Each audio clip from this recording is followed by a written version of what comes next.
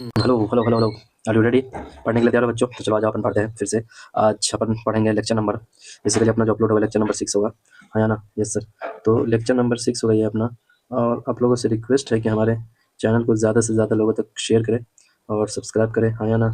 Yes sir. चलो, are you ready? पढ़ने के लिए तैयार हो तो बोलो पढ़ने के लिए तैयार है। चलो, लेक्चर नंबर अपना 6 है।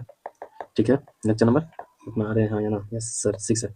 चलो अपन पढ़ते हैं मनाजिर फितरत। ये हिस्सा शायरी स्टार्ट किया है और हिस्सा शायरी में भी अपन पढ़ेंगे, अच्छे तरीके से पढ़ेंगे। और लाइव क्लासेस नहीं हो पा रहा है टेलीकास्ट के फॉर्म में, तो अपन रिकॉर्डेड फॉर्म में आप लोगों को मिल जाएगा। तो आप लाइव की तरह पढ़ना और अच्छे से पढ़ना। किसी तरीके की कोई दिक्कत हो तो आप हमें बताना, हम आपके दिक्कत को, आपके सोल्यूशन प्रॉब्लम्स को आपको सोल्यूशन देंगे। ठीक है बच्चों?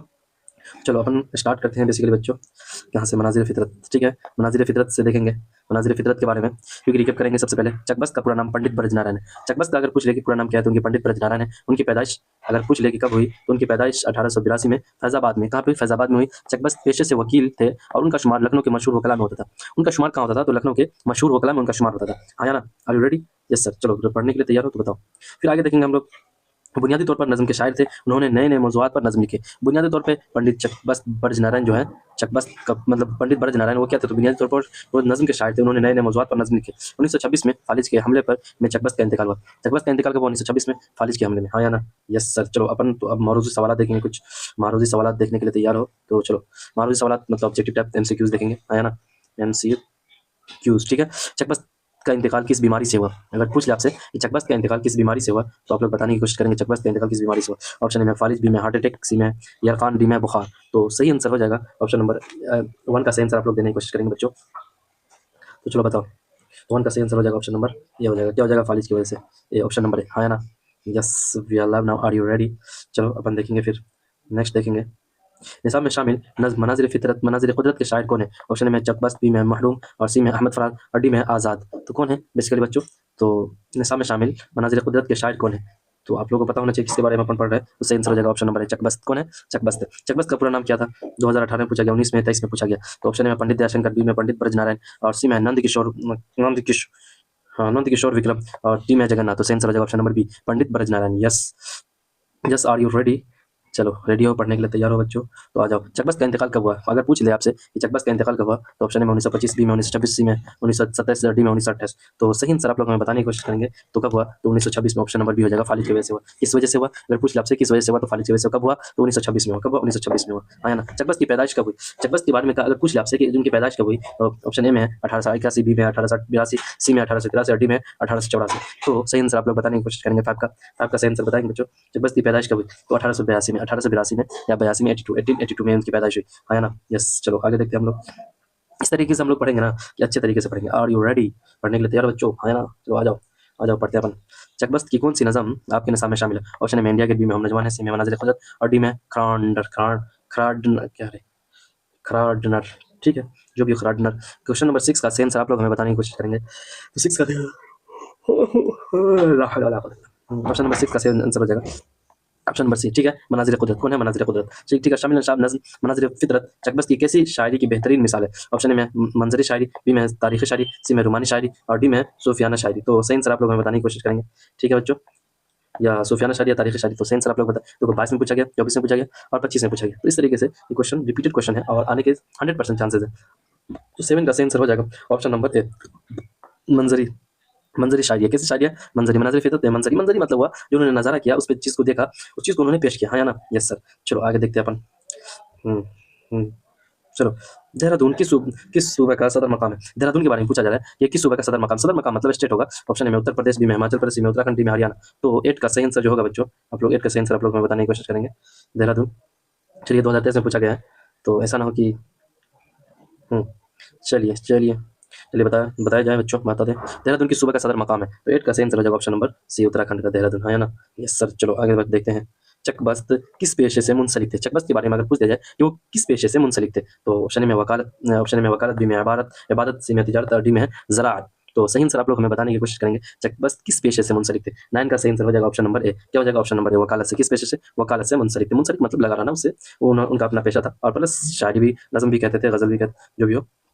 चलिए आगे देखेंगे, चकबस्त की गज़लों में किस बड़े शायर का रंग पाया जाता है। चकबस्त ने जो अपना गज़ल कहा है, उनकी गज़लों में किस बड़े शायर का मतलब रंग पाया जाता है। रंग मतलब होगा कि उसके तासुरात होंगे, उससे कुछ मुतासिर होंगे, तो उसी के तरह उन्होंने भी अपनी शायरी कहना स्टार्ट कर दिया। हाँ या ना? Yes sir. तो ऑप्शन ए में मीर, बी में गालिब और सी में ज़ौक़ और डी में आतिश। तो 10 का सही आंसर आप लोग बताने की कोशिश करेंगे, तो सही आंसर हो जाएगा ऑप्शन नंबर डी, आतिश का। किसका? आतिश का रंग पाया जाता है। फिर चकबस्त की पैदाइश कहाँ हुई? ऑप्शन ए में है इलाहाबाद, बी में है लखनऊ, सी में है कानपुर और डी में है फैज़ाबाद। तो चकबस्त की पैदाइश कहाँ हुई? तो सही आंसर आप लोग हमें बताने की कोशिश करेंगे।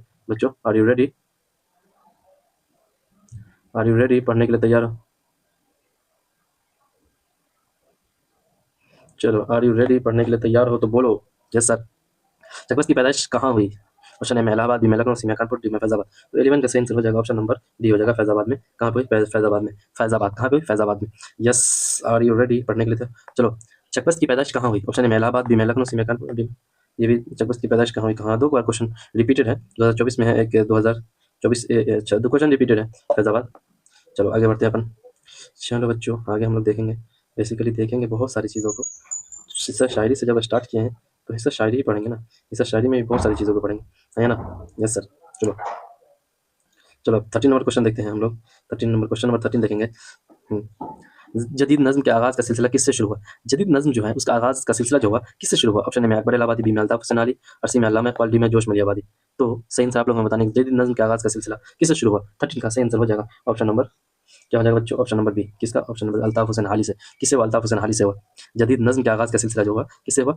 अल्ताफ हुसैन हाली से हुआ। यस, ठंडा बहुत है तो आप लोग बच के रहें, ठीक है? चलो आगे देखते हैं। ये भी क्वेश्चन का पूछा गया था, दिख नहीं रहा है थोड़ा सा, लेकिन ठीक है। क्वेश्चन नंबर 14 देखते हैं। ये सारे के सारे पीवाईक्यूज हैं, इसलिए आप लोग का जाता है कि पीवाईक्यूज जितना ज़्यादा सॉल्व करके आप लोग जाएंगे, आपका इसमें भला है, ठीक है ना? जो रूह हम में है उसमें वही रवानी है, ये मिसरा किस शायर का है? ये मिसरा किस शायर का है? ऑप्शन ए में जगन्नाथ आज़ाद, ठीक है, बी में है चकबस्त, ठीक है, सी में परवेज शाहिदी और डी में है सैयद मोहम्मद जाफरी। 14 का सही आंसर आप लोग देने की कोशिश करेंगे, सही आंसर हो जाएगा ऑप्शन नंबर बी, चकबस्त का। किसका? चकबस्त का। जो रूह हम में है उसमें वही रवानी है, ये मिस्र के शायर का चकबस्त का। चलिए, चकबस्त की वफात कहाँ हुई? ऑप्शन ए में लखनऊ, बी में फैजाबाद, सी में रायबरेली और डी में कहाँ दिया? अलीगढ़ शायद दिया है। तो अब चकबस्त की वफात कहाँ हुई? तो 15 का सही आंसर हो जाएगा ऑप्शन नंबर सी हो जाएगा, रायबरेली। कहाँ पे हुई? रायबरेली में हुई।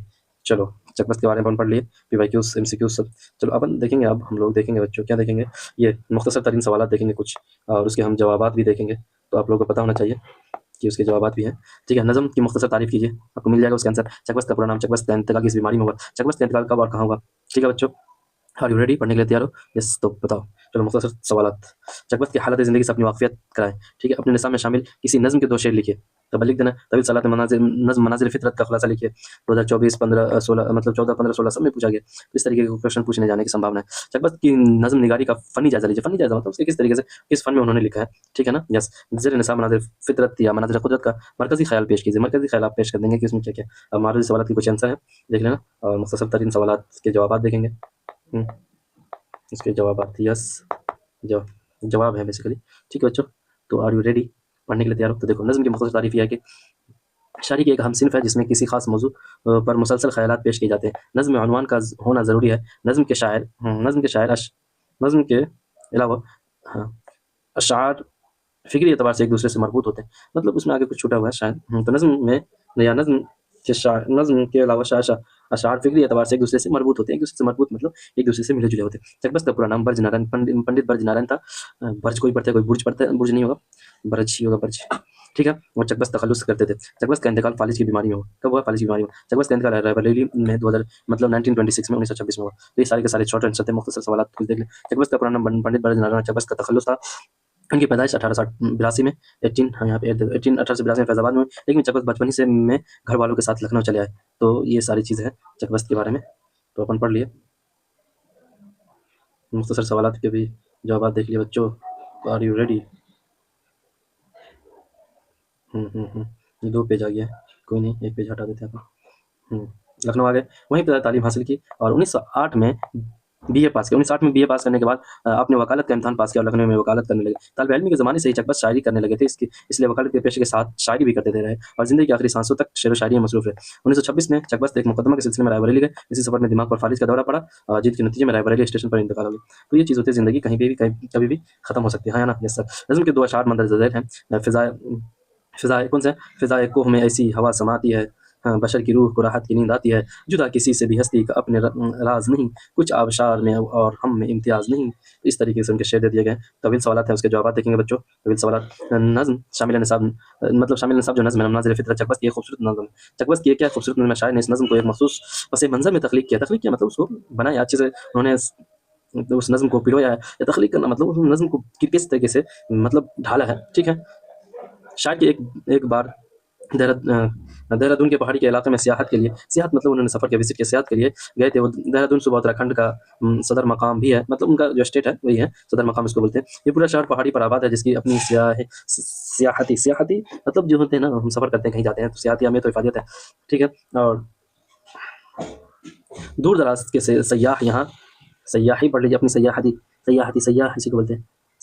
ठीक है, सयाह यहाँ तक कि गैर मुमालिक सयाह इस हसीन शहर की कुदरती मनाजिर से लुत्फ़अंदोज़ होते हैं। कुदरती मनाजिर मतलब हुआ कि नेचुरल ब्यूटी या नेचुरल जो चीज़ें हैं उनका नज़ारा लोग करते हैं और उससे लुत्फ़अंदोज़ होते हैं, ठीक है, खुश होते हैं। क्या आते हैं, शायर ने देहरादून के सफ़र के दौरान एक शायरी की नज़्म से इस शहर का मुआयना किया, और एक शायर की नज़र से, मतलब उन्होंने देखा, देखो सबका देखने का तरीका अलग होता है, तो उन्होंने देखा अपने किस अंदाज़ से, तो शायरी मतलब एक शायर की हैसियत से उन्होंने उसको देखा, ठीक है ना। फिर कुछ महसूस किया, फिर नज़्म को शामिल में ढाल दिया गया, ठीक है बच्चों। देहरादून के शहर की अपनी एक जोग्राफियाई अहमियत है। यहाँ की खामोशी फ़िज़ाएँ और पहाड़ी नशीब-ओ-फ़राज़ एक ख़ास कैफ़ियत के हामिल है। दिल फ़ितरत शनास और ज़ौक़ लतीफ़ रखने वाले इंसान, मतलब दिल ऐसा जो हो, फ़ितरत शनास हो, फ़ितरत को समझने वाला हो। फ़ितरत मतलब नेचुरल चीज़ों को समझने वाला हो, ज़ौक़ लतीफ़ रखने वाला, यानी एक ऐसे ज़ौक़ हो जो उनके मतलब, और ज़ौक़ भी लतीफ़ रखने वाला, ठीक है, इंसान हो, जो खूबसूरत फ़िज़ा और मनाज़िर से मुतासिर हुए बगैर नहीं रह सकता है।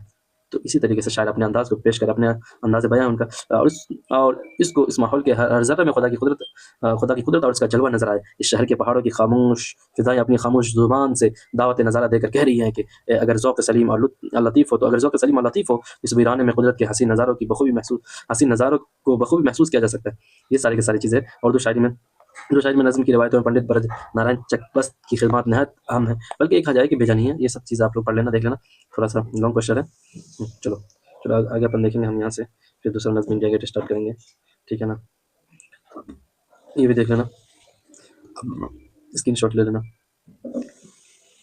हमारे निसाब में मनाज़िर कुदरत चकबस्त की तख्लीक़ है, नज़्म चकबस्त की खूबसूरत और बेहतरीन नज़्म शुमार होती है। ये सब चीज़ें देख लो बच्चों। इसको भी PDF चाहिए, इसको भी जिस तरीके से चाहिए सारे कुछ ले लो यहाँ से, ठीक है ना। तो PDF भी मिल सकता है उसका आप लोगों को, तो अब दिक्कत घबराने की बात नहीं है, और किसी तरीके का कोई दिक्कत नहीं है। आप दूसरा नज़्म देखेंगे, नज़्म इंडिया गेट हम लोग, ठीक है। आर यू रेडी, पढ़ने के लिए तैयार हो? तो नज़्म इंडिया गेट देखते हैं, क्विक रिकैप करेंगे। नज़्म इंडिया गेट, ठीक है। ये बेसिकली जगन्नाथ आज़ाद की पैदाइश, जगन्नाथ आज़ाद की है। जगन्नाथ आज़ाद की पैदाइश 1918 में पाकिस्तान के ईसा खैल में हुई। तक़सीम हिंद के बाद 1947 में दिल्ली आ गए और उर्दू नस्र में यकसां कुदरत रखते थे। जम्मू यूनिवर्सिटी में सदर शुबा उर्दू होकर सुबकदोश हुए। वो तरक्की पसंद मिजाज का अदीब थे। इस तरह का अदीब थे, तो तरक्की पसंद मिजाज के। 2004 में दिल्ली में उनकी वफ़ात हो गई। हाँ या ना? Yes sir. Are you ready? Yes sir. पढ़ने के लिए तैयार हो? Yes sir. चलो आ जाओ। Are you live now? We are live now. Are you ready? Yes sir. Live classes नहीं चल रहा है, लेकिन कोई नहीं, लाइव की फीलिंग तो आनी चाहिए। हाँ या ना? Yes sir. चलो, मारूज़ी सवाल देखेंगे हम लोग। ताजमहल किस मुगल बादशाह ने तामीर किया? ऑप्शन में हुमायूं, बी में अकबर, सी में जहांगीर और डी में शाहजहां। तो सही आंसर आप लोग बताने की कोशिश करेंगे ताजमहल के बारे में, ठीक है बच्चों। Are you ready? तो ताजमहल के बारे में तो सभी को पता होगा। शाहजहां ने अपनी मोहतरमा या अपनी बेगम मुमताज़ महल के लिए उनकी मोहब्बत की निशानी के तौर पर उन्होंने ताजमहल को बनवाया। इंडिया गेट किसकी नज़म है? इंडिया गेट किसकी नज़म है? देखो कितना, 25 में, 24 में, 18 में, तो 26 में भी पूछा जाएगा। इंडिया गेट नेता फाजली, बी में जगन्नाथ आज़ाद, सी में सैयद मोहम्मद जाफर, डी में परवेश शाहिदी। तो सही आंसर हो जाएगा ऑप्शन नंबर किसका हो जाएगा? सही ऑप्शन नंबर 2 का भी हो जाएगा, जगन्नाथ आज़ाद। इंडिया गेट कहाँ वाक़ है? ऑप्शन में मुंबई, बी में दिल्ली, और सी में कोलकाता, और डी में लखनऊ। तो सही आंसर हो जाएगा ऑप्शन नंबर बी, कहाँ पे? लखनऊ में वाक़ है। Yes. Are you ready? Yes we are ready. पढ़ने के लिए तैयार हो?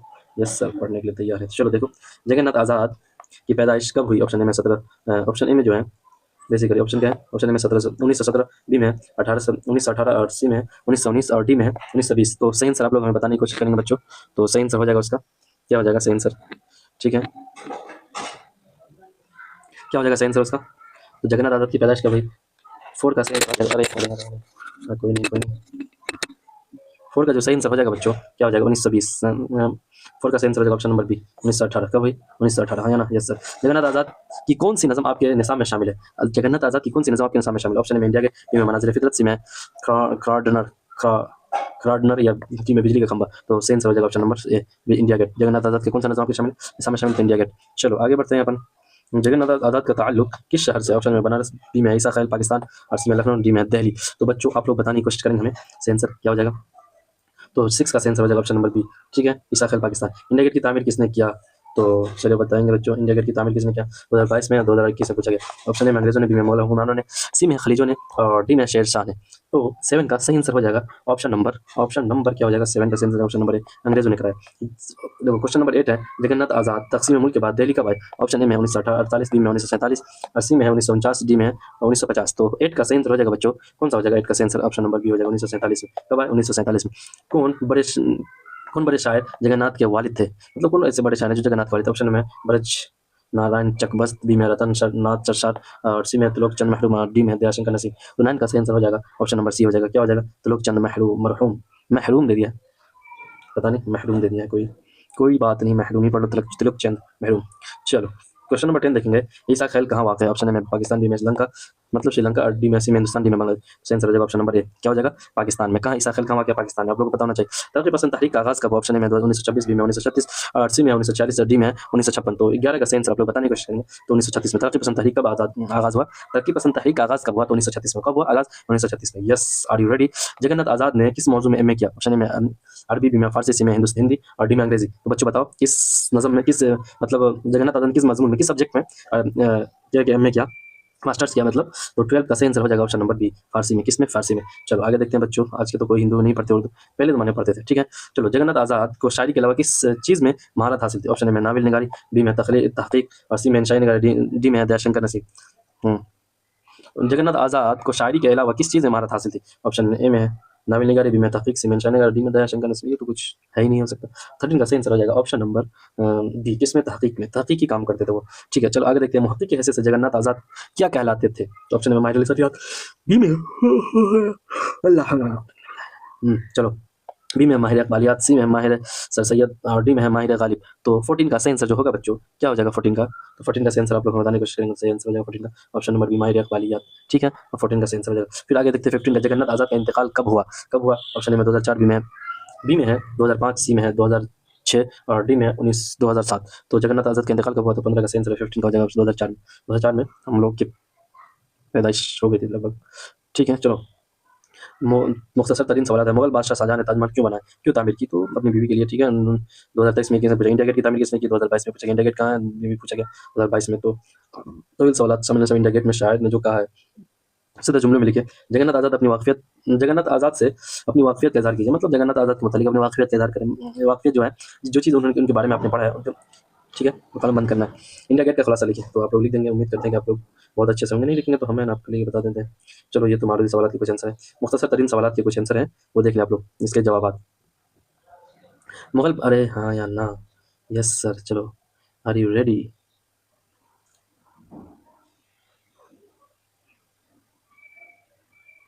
चलो आप ऐसे ही पढ़ोगे तो हम भी पढ़ा देते हैं। तो मुगल बादशाह, थोड़ा ज़्यादा हो गया ना, डार्क हो गया, लाइट लेंगे, लाइट। चलो मुगल बादशाह, हाँ ऐसे चलेगा? नहीं चलेगा? चलेगा और हल्का थोड़ा। ठीक है, हाँ ठीक, नहीं रहने दो, कोई नहीं। Hello hello hello, yes. Mughal बादशाह, कौन मुगल बादशाह? तो शाहजहां ने ताजमहल अपनी महबूब बेगम मुमताज़ महल की याद में तामीर की। ठीक है, इंडिया गेट की तामीर अंग्रेज़ों ने की। इंडिया गेट दिल्ली में वाक़ है। ये सारे के सारे क्वेश्चन आंसर है, तो आप लोग देख लेना। और तवील सवाल भी है हमारे सामने शामिल। ठीक है, कौन शामिल है? India Gate. Basically India Gate Jagannath Azad की तख्लीक है। फिक्री एतबार से ये एक तारीखी नज़म है, जैसा कि नज़म के उन्वान से ज़ाहिर है कि जगन्नाथ आज़ाद ने दिल्ली की एक तारीखी इमारत इंडिया गेट को मौजू बनाकर उसकी तारीखी अहमियत बयान की, उसकी तारीखी अहमियत और बज़ाहिर इसकी तारीखी अज़मत को बयान करते हुए इसे तारीख़ हिंद का एक रोशन बाब करार दिया। रोशन बाब मतलब एक रोशन दरवाज़ा, बाब मतलब होता है ये दरवाज़ा, ठीक है ना? यस। लेकिन इसके साथ ही इंडिया गेट को गुलामी की अलामत भी करार दिया, क्योंकि इंडिया गेट को अंग्रेज़ों ने अपने अहद हुकूमत में तामीर किया था। इसके बावजूद शायर को इंडिया गेट में हिंदुस्तान की आज़मत नज़र आती है, लेकिन आज़मत के साथ शायर जो है उसे गुलामी की अलामत भी करार देते। बिलवास्ता तौर पर शायर अपने शिद्दत एहसास को ज़ाहिर करते हुए ये कहना चाहते हैं कि हम अपनी तारीख़ और तहज़ीब की आज़मत हासिल करने के लिए गैर कौम के मोहताज है। इस नज़्म में शायर हमारी कौमी हमीयत को बेदार करते हैं। मतलब ये कहा गया कि देखो, ये मत समझो कि हमारे इंडिया गेट हमारे इंडिया में, लेकिन बनाए तो किसने? अंग्रेज़ों ने है। अंग्रेज़ से मतलब मुराद ये हुआ कि हम लोगों ने अंग्रेज़ की गुलामी की है एक दिन, तो ये गुलामी की अलामत भी है एक तरीके से। अंग्रेज़ ये भी कहेगा कि हमने बनाया वहाँ पे और हमने अपना राज किया, अपना हुकूमत किया और हमने लोगों को गुलाम बनाया, तो ये गुलामी की अलामत है। तो इसीलिए चाह रहा है कि हम उसकी अपनी कौमी हमीयत को बेदार करें, मतलब हमारे जज्बे कुछ जागे, जिंदा हो, हमारा दिल मुर्दा ना हो, हम मुर्दा बन के ना है। कि हम फख्र करते रहेंगे हमारे इंडिया में इंडिया गेट है जो।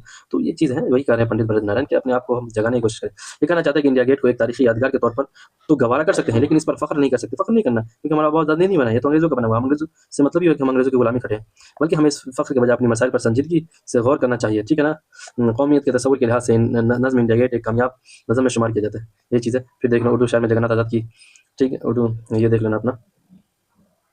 चलो इसका स्क्रीनशॉट ले लो, ठीक बच्चों। चलो अपन आगे बढ़ेंगे हम लोग, क्योंकि वह पढ़ना बहुत है बच्चों। ये भी देख लो, यहाँ तक लो नज़्म, ये भी ले लेना स्क्रीनशॉट। नज़्म के जरिए हिंदुपा के ताल्लुकात को सुधारने की भी कोशिश की गई है, ठीक है। नज़्म में हमारे नज़्म में शामिल इंडिया गेट, जगन्नाथ आज़ाद की तख्लीक है, ये सब तो पता ही है, तो देख लेना क्वेश्चन आंसर, ठीक है।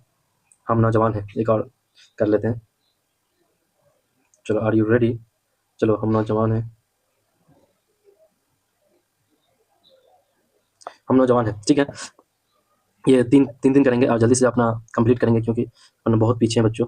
तो आप लोगों से रिक्वेस्ट है कि हमारे चैनल को ज़्यादा से ज़्यादा सब्सक्राइब करें और ज़्यादा से ज़्यादा लोगों तक उसको शेयर करें, है ना? क्योंकि हम लोग नौजवान हैं अभी, हम नज़्म ही हैं, हम नौजवान हैं, तो हम लोग भी नौजवान हैं। तो चलो आगे देखते हैं कि क्रिकेट। परवेज़ शादी का असल नाम सैयद इकराम हुसैन। परवेज़ शादी का असल नाम क्या? सैयद इकराम हुसैन की पैदाइश 1910 में पटना सिटी कोल्दी कटरा मोहल्ला के एक मुअज़्ज़ज़ ख़ानदान में, ठीक है। परवेज़ शादी दबिस्तान आज़िमाबाद के अलमबरदार तस्लीम की जाती है। दबिस्तान आलम मतलब आज़िमाबाद के अलमबरदार मतलब हुआ झंडे लेके आगे घूमते थे, ये नहीं, मतलब वहाँ के उनके बहुत मौक़र हैसियत या मौक़र इसी के लिए करेंगे कि उन्होंने काम किया होगा, इसलिए अलमबरदार कहा गया। तस्लीम किया जाए। कलकत्ता में मुलाज़मत की वजह से ज़िंदगी का बड़ा हिस्सा उन्होंने कलकत्ता में ही गुज़ारा। परवेज़ शाहिदी, ठीक है, परवेज़ शाहिदी के बारे में कहा जाता है कि अरे हाँ, या परवेज़ शाहिदी के दो शेरी मजमूए रक़्स हयात, याद रखना आप लोगों को। रक़्स हयात, तसलीस हयात के उन्वान से शाये हो चुके हैं। 1968 में मर्ज़ तनफ़ुस में उनके ऊपर, मर्ज़ तनफ़ुस मतलब हो सकता है कि सांस लेने में कोई प्रॉब्लम हुई हुई, इसी मर्ज़ तनफ़ुस में उनका इंतकाल हो गया। चलो मारूज़ी सवाल देखेंगे अपन और कुछ चीज़ें रिकैप करेंगे। तो आर यू रेडी? पढ़ने के लिए तैयार हो? यस सर, पढ़ने के लिए तैयार हो तो आ जाओ। परवेज़ शाहिदी की अहलिया का नाम क्या था? ऑप्शन ए मरहूमनिसा, बी में फ़ज़ीलतुन्निसा, सी में आयशा जहाँ, डी में जहाँ बेगम। तो सही आंसर आप लोग हमें बताने की कोशिश करेंगे बच्चों, तो क्या हो जाएगा उनका? चलो बताओ। चलो आगे देखते हैं अपन। चलो तो सही आंसर परवेज़ शाहिदी की अहलिया का नाम क्या होगा? तो ऑप्शन 1 का सही आंसर हो जाएगा ऑप्शन नंबर बी, फ़ज़ीलतुन्निसा बेगम। क्या? फ़ज़ीलतुन्निसा बेगम। चलो आगे देखते हैं हम लोग। 2016 में पूछा गया। फिर देखते हैं परवेज़ शाहिदी के वालिद का क्या नाम था? ऑप्शन ए में सैयद मोहम्मद हुसैन, बी में सैयद तबारक हुसैन, सी में सैयद अहमद हुसैन, डी में सैयद हुसैन। ये क्वेश्चन कौन सा है? अच्छा क्वेश्चन नंबर नहीं दिया, क्वेश्चन नंबर 2 हो जाएगा ये, नंबरिंग में कर लो। तो 2 का सही आंसर हो जाएगा ऑप्शन नंबर सी, क्या हो जाएगा? सैयद अहमद हुसैन। क्या नाम था? सैयद अहमद हुसैन। चलो आगे देखते हैं हम लोग। चलो परवेज़ शाहिदी की पैदाइश कब हुई? 2025 में पूछा गया, 2024, ये सारे के सारे। ऑप्शन ए में 1919, बी में 1910, सी में 1911, डी में 1912। तो सही आंसर आप लोग हमें बताने की कोशिश करेंगे बच्चों। परवेज़ शाहिदी की पैदाइश कब हुई? तो सही आंसर हो जाएगा ऑप्शन नंबर 3 का, जो क्वेश्चन नंबर 3 है उसकी नंबरिंग कर लो 3। क्वेश्चन नंबर 3 का सही आंसर हो जाएगा ऑप्शन नंबर बी। कब हो जाएगा? Option number B, option number B, yes. चलो आगे देखेंगे हम, आगे देखेंगे अपन बच्चों। परवेज़ शाहिदी का असल नाम क्या था? 2022, 21, 1900 में पूछा गया परवेज़ शाहिदी का असल नाम। ऑप्शन ए में सैयद अबरार हुसैन, बी में सैयद इकराम हुसैन, सी में सैयद परवेज़ हुसैन, डी में सैयद अनवार हुसैन। तो परवेज़ शाहिदी का जो असल नाम क्या था? तो आप लोग हमें बताने की कोशिश करेंगे। क्वेश्चन नंबर 4 है ये अपना, ठीक है। क्वेश्चन नंबर 4 का सही आंसर हो जाएगा ऑप्शन नंबर बी। क्या हो जाएगा? Option number B, Syed Ikram Hussain. हाँ या ना? सैयद इकराम हुसैन। क्या था? Syed Ikram Hussain. Are you ready? Yes sir, we are ready. चलो आगे देखते हैं अपन, बहुत ही जल्दी देख लेंगे। हम नौजवान हैं।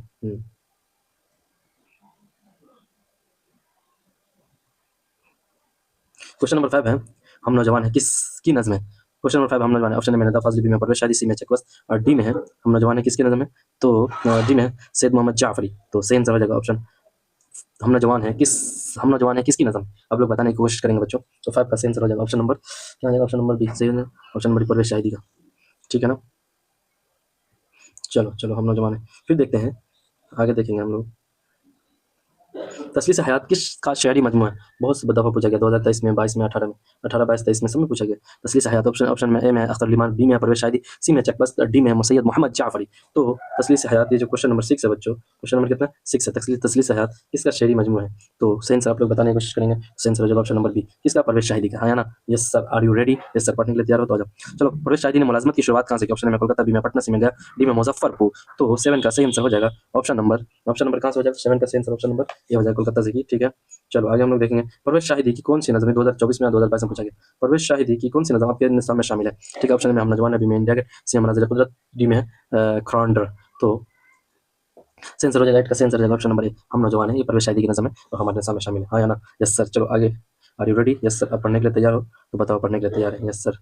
पढ़ने के लिए तैयार है तो आ जाओ।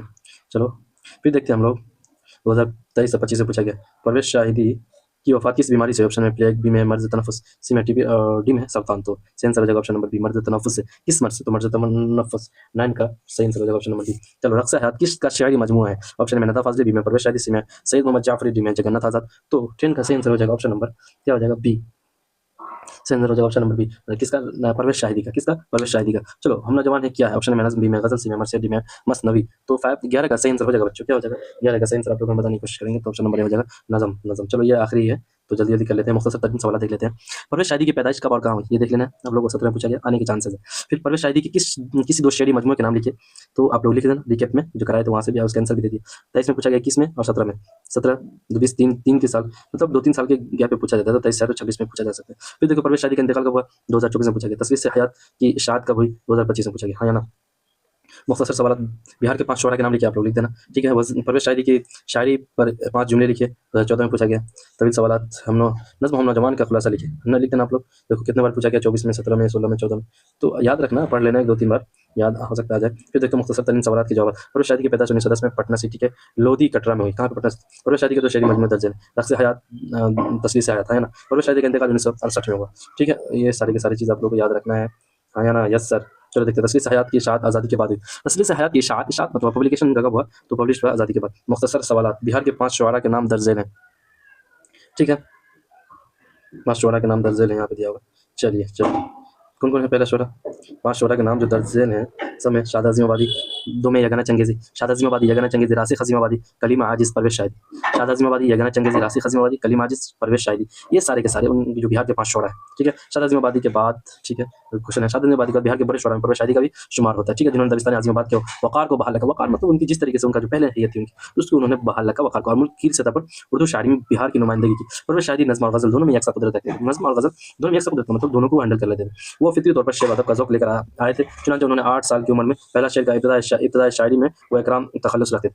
जब उनकी शायरी की इब्तिदा हुई तो इकराम तखल्लुस रखते, फिर आगे चलकर परवेश शाहिदी के तखल्लुस इख्तियार कर लिया, हाँ या ना? Yes sir, we are ready. चलो तभी सवाल देख लेते हैं। इसमें शामिल नज़्म हम नौजवान है परवेश शाहिदी की एक जज्बाती नज़्म, किसी जज्बाती नज़्म तकनीक के एतबार से इस नज़्म का शुमार, ठीक है। ये नज़्म परवेश शाहिदी के क़याम को कोलकाता से मुताल्लिक, इसमें परवेश शाहिदी ने कोलकाता के नौजवानों के जज्बात की भरपूर तर्जुमानी की है। ये सारी की सारी चीज़ें हैं। फिर नौजवानी के आलम में नौजवान की नस्ल के अंदर फितरी तौर पर कौन कौन से जज्बात उभरते हैं, वो अपने ताल्लुक से गिरदोपेश मतलब अगल बगल माहौल जो भी हो, तो और समाज गिरदोपेश और समाज से कौन कौन से तवक्कुआत वाबस्ता कर लेते हैं। इस नौइयत की तमाम तर दाखिली व खारिजी जज्बात को शायर ने निहायत फ़नी सलीक़े के साथ उस नज़्म में पेश करने की कामयाब कोशिश की। इस तरह बच्चे किसी चीज़ को हासिल करने के लिए ज़िद करते हैं, मचलते हैं, इसी तरह एक जवान दिल भी जवानी के जज्बात में हर उस चीज़ को हासिल करने की कोशिश करता है जो उसे पसंद आ जाए, हाँ या ना? Yes sir. परवेश शाहिदी ने इस नज़्म को सिर्फ लिखने पर इक्तफ़ा नहीं किया, बल्कि कोलकाता में नौजवानों के इस इजलास में इसे तरन्नुम के साथ पढ़ भी डाला। इस नज़्म से पता चलता है कि शायर ने अपने अहद के नौजवानों को एक मुस्बत रुख देने की कोशिश की। तो मुस्बत रुख का मतलब हुआ कि बच्चे जो हम जिस तरीके से हमसे भी जो गलतियाँ होंगी, तो हम नहीं चाहते कि किसी बच्चों से इस तरह की गलतियाँ हो, तो मुस्बत रुख का इसी मतलब